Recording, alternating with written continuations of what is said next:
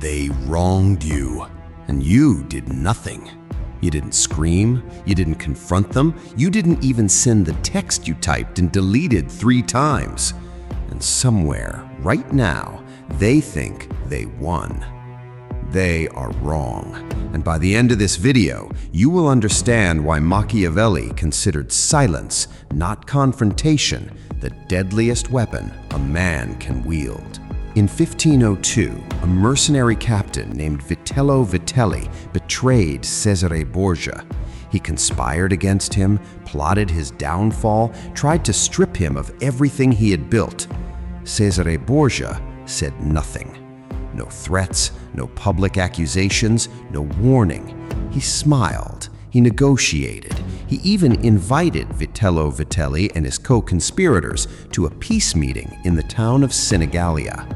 They came believing they had won, believing the silence meant surrender. It didn't. Machiavelli, who witnessed the aftermath firsthand, wrote about it in The Prince as one of the finest examples of political strategy he had ever seen. Not because of what Cesare did in that room, but because of everything he didn't do in the weeks before it. He didn't warn them, and that is the law we are here to understand. Here's what almost every person gets wrong when they are betrayed, disrespected, or wronged. They announce their pain. They tell the person exactly how they feel. They explain, they argue, they demand acknowledgement. And in doing so, they hand their enemy the single most valuable piece of information that exists in any conflict: advance notice. The moment someone knows you are upset, they prepare. They build a defense. They rally allies. They rehearse their justification. Your warning becomes their shield. Machiavelli understood something that modern self-help culture has completely inverted. Closure is not something you demand from your enemy. It is something you deny them. When you say nothing, they don't know if you noticed. They don't know if you're planning something. They don't know if you've already moved on, which is ironically the most dangerous position for you to be in, because it forces them to live inside their own uncertainty. Uncertainty is a punishment that requires no effort from you at all. There's a specific kind of fear that only silence can produce, and it is worse than confrontation. When you confront someone, you give them a target. They know exactly what they're dealing with. They can defend, apologize, or attack back. The conflict has shape. When you say nothing, the conflict has no shape, and the human mind cannot tolerate shapelessness. It fills the void with its own imagination, and imagination is almost always worse than reality. This is why people who wrong someone and receive silence in return often spiral far more than people who receive an angry confrontation. A confrontation resolves. Silence festers. In them, not in you. Robert Greene, in the 48 Laws of Power, calls this the law of always say less than necessary. But Machiavelli took it further. He didn't just believe in withholding words, he believed in withholding your entire reaction.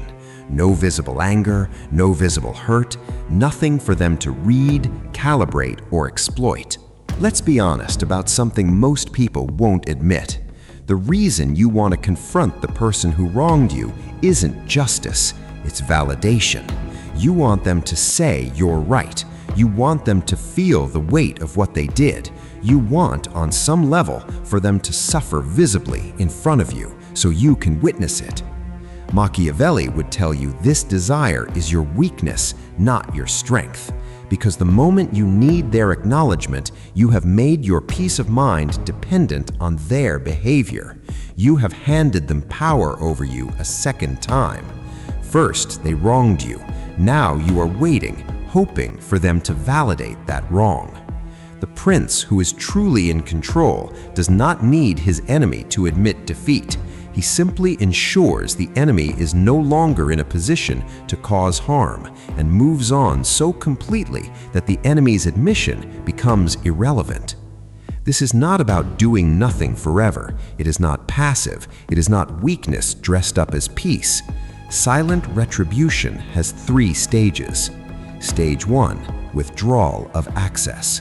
You do not announce that someone has lost your trust. You simply stop giving them what they used to receive from you: your time, your information, your emotional labor, your loyalty. Quietly, without ceremony. They will notice eventually. You will not need to tell them why. Stage 2, redirection of energy. Every ounce of emotional energy you would have spent on confrontation, on rehearsing arguments in the shower, on drafting the perfect call-out, redirect it entirely into your own advancement. Cesare Borgia did not spend his weeks of silence stewing. He spent them consolidating power, building the very position from which he would later act. Your silence should be productive, not empty. Stage 3, the decisive move, if and when it is warranted.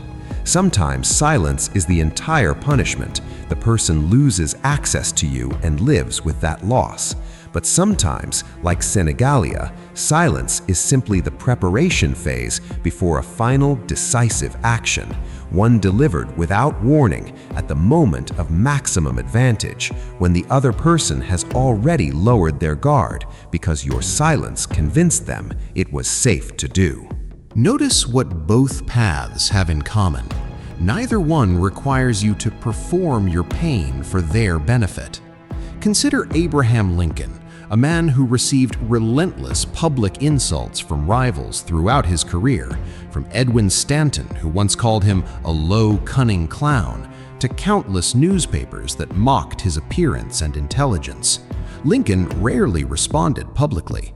He wrote furious letters and then, famously, did not send them. He would write out exactly what he wanted to say, put the letter in a drawer, and move on. Years later, he appointed Stanton, the same man who had insulted him, as his Secretary of War, one of the most powerful positions in his cabinet. Not out of forgiveness performed for an audience, out of strategic recognition that Stanton was, despite his insults, the most capable man for the job, and that Lincoln's silence in the years between had cost him nothing, while Stanton's insults had cost Stanton the moral high ground entirely. Lincoln never needed Stanton to apologize. Lincoln simply became the man Stanton had to answer to. That is silent retribution, not revenge as spectacle, revenge as inevitability. You likely have someone in mind right now, a person who wronged you and never faced a single visible consequence. Here is what to do, starting today. First, stop rehearsing the confrontation in your head. Every time you mentally replay the argument you wish you'd had, you are giving that person free rent in your mind. Catch yourself doing it and consciously redirect the thought towards something you are building. Second, audit what access they still have to you, your attention, your validation, your emotional reactions. Begin quietly reducing it, not dramatically, not announced, simply reduced. Third, put your energy into becoming someone whose silence carries weight. A withdrawal from someone who is thriving stings. A withdrawal from someone who is visibly suffering does not. Your growth is the mechanism that gives your silence its power. And finally, release the need for them to know. The version of this where they eventually realize what they lost on their own without your help is more powerful than any speech you could deliver. Machiavelli did not write The Prince to convince his enemies he was right. He wrote it and let history do the convincing. They are waiting for your reaction. Somewhere in the back of their mind, they expect the call, the text, the confrontation that gives them the chance to explain themselves or fight back. Don't give it to them. Let the silence do what words never could. If this resonated with you, subscribe, because next week we go deeper into how Machiavelli used strategic timing to turn patience into power. Let me know in the comments, is there someone you're practicing silent retribution on right now?